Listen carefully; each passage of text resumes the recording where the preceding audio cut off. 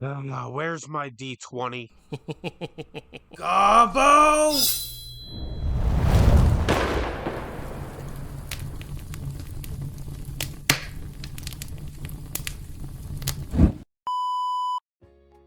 Hello and welcome to Hobb's Horror Stories.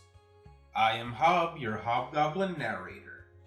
Today we have a great TTRPG horror story for you. Today's story is a three-parter that we will be covering over the next couple weeks. This story comes from Reddit and was written by Jumbled Black Wires. The title of this trilogy is The Tale of Big Nick, Part 1. Big Nick Cometh.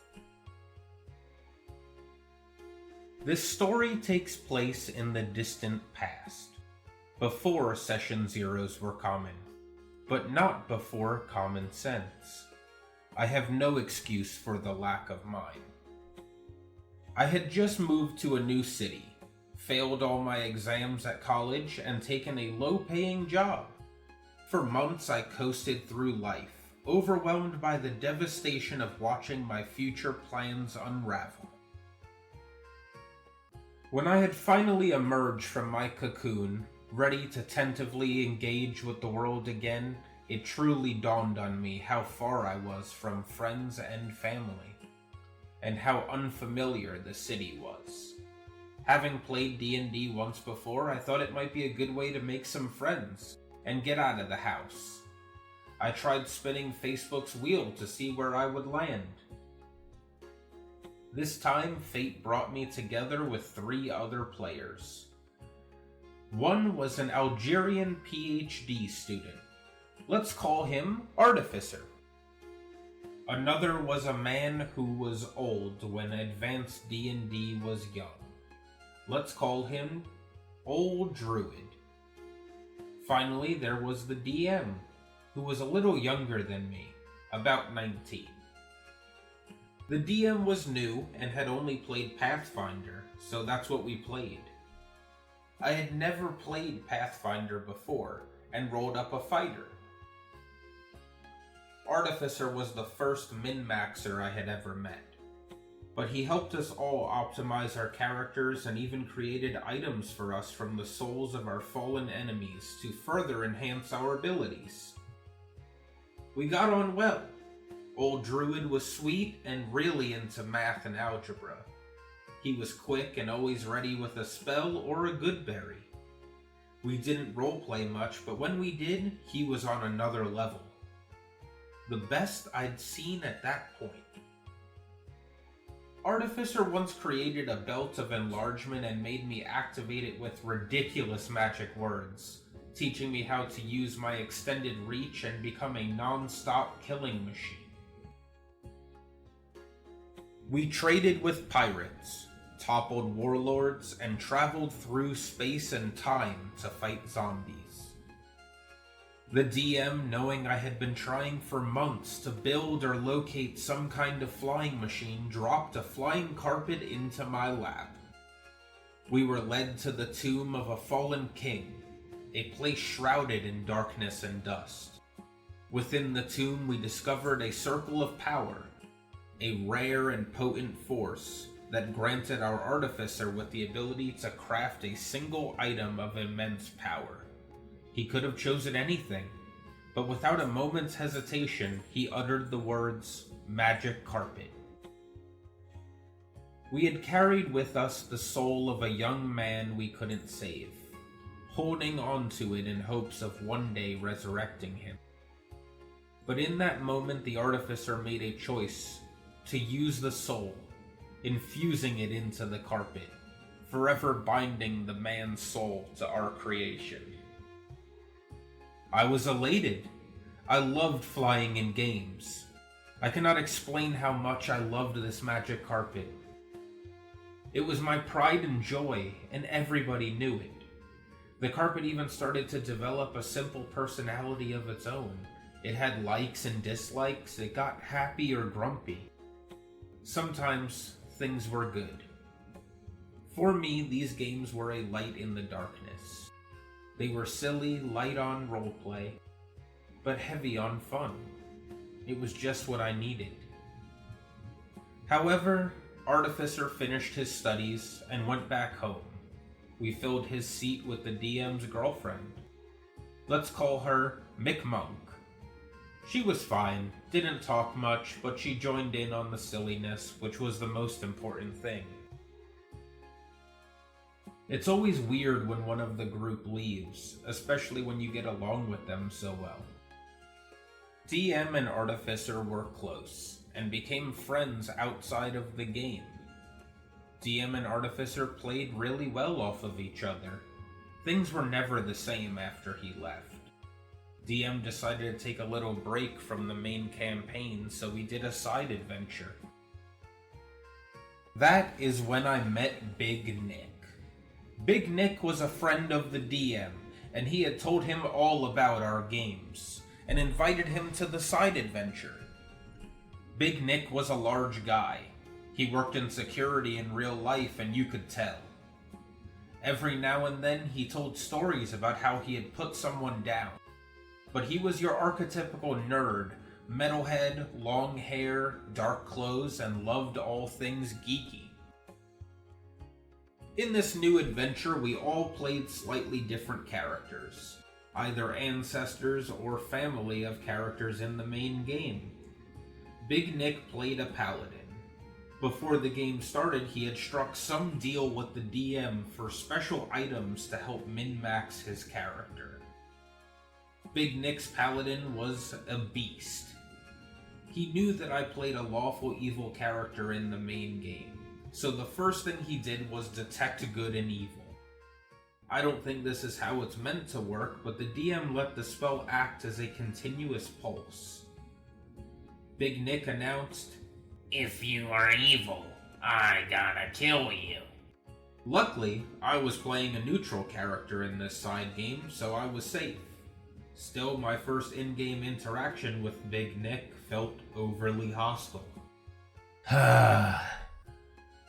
The way this story was going so far, I thought that it was going to be mostly comment-free from me. But for all DMs out there, do not prioritize any one specific player. Treat all of your players equally, even if they're your friends playing. Everyone in the game should be playing by the same set of rules. If you want to min-max, that's okay as long as everyone in the group is okay with that. If you want a spell to work a different way, that's also okay. But discuss it with your players first, and don't just throw it into a game without first bringing it up to them. Alright, let's get back to the story and see what Big Nick does next. The DM had us working for a monster hunting guild, a clever way for him to do little planning and keep us entertained. We also had a DM PC, but she couldn't talk and acted as a guide. I grew to really like her and eventually adopted her faith. We all got paid after every job, and Big Nick wanted a griffin mount. We were level 2. No. I'm not sure it works that way, but he saved his money, and every session he begged the DM for one until he gave in. I spent my money trying to capture a mermaid. It was part of my character's backstory. Giving my money back to the guild to raise bounties. And eventually one of our fellow guild members captured one. I wanted to ask her some questions, but only after a minute or two, Big Nick ordered his griffin to fly her back to the sea. Capturing mermaids was evil, he said. Big Nick and his griffin soloed most dungeons with honest-to-God, brutal efficiency, so there wasn't much for the rest of us to do. Brute-forcing challenges and sweeping through enemies before we would get a second or third turn.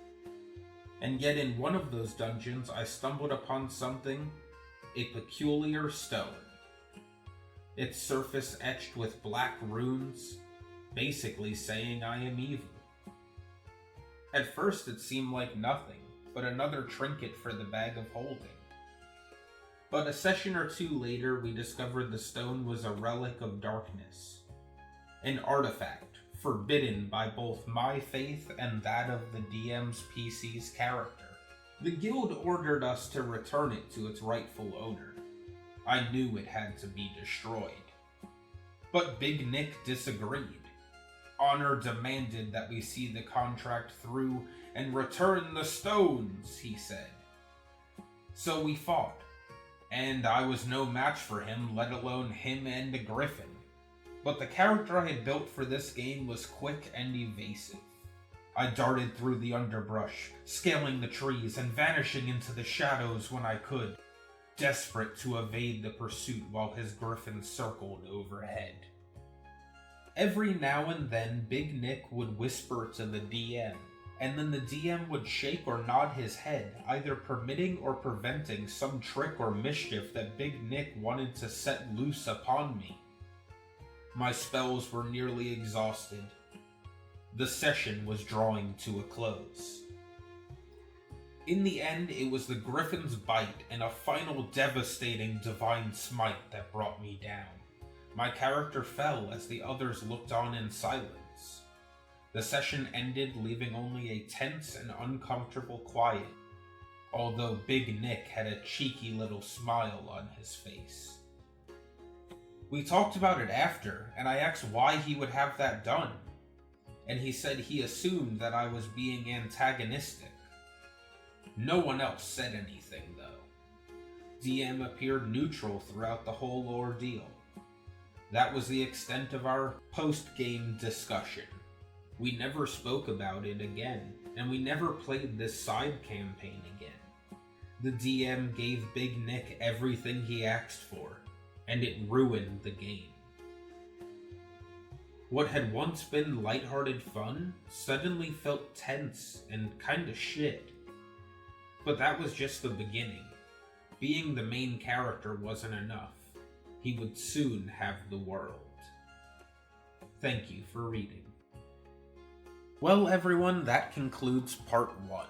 Honestly, Big Nick sounds like a terrible person to play with.